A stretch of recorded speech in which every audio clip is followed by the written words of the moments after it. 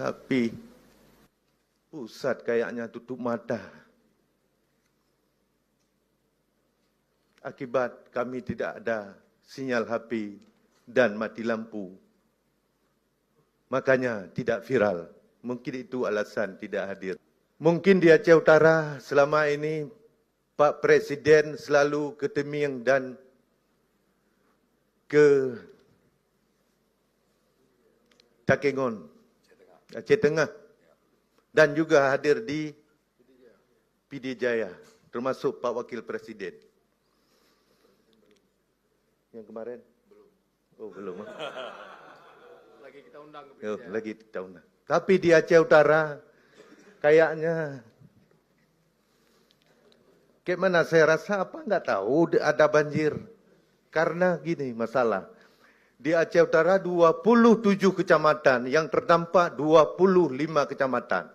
Kami sinyal tidak ada.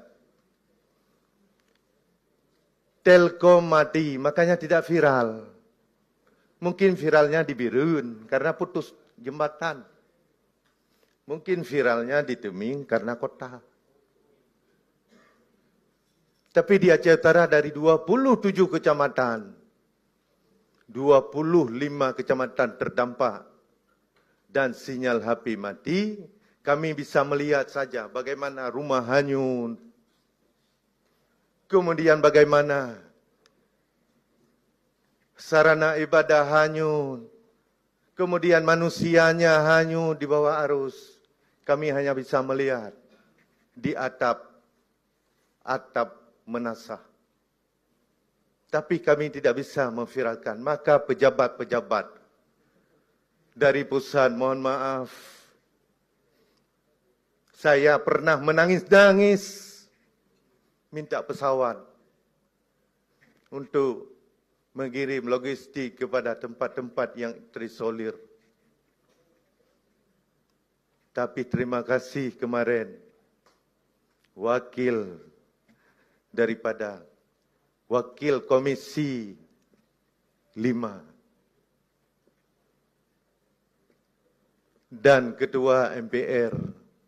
Waktu itu juga Ketua MPR rencananya turunnya di Maluku Saleh. Informasi sama saya rencana turunnya di Maluku Saleh. Tapi saya bilang, kalau di Maluku Saleh saya enggak usah hadir aja. Mau saya di tempat kejadian. Bagaimana kejadian yang sebenarnya? Tidak saya besar-besarkan. Maka saya bilang, bencana di Aceh Utara lebih daripada tsunami. Karena dari hulu sampai ke hilir. Rumah masyarakat semua hanyut. Kemudian juga di hilir.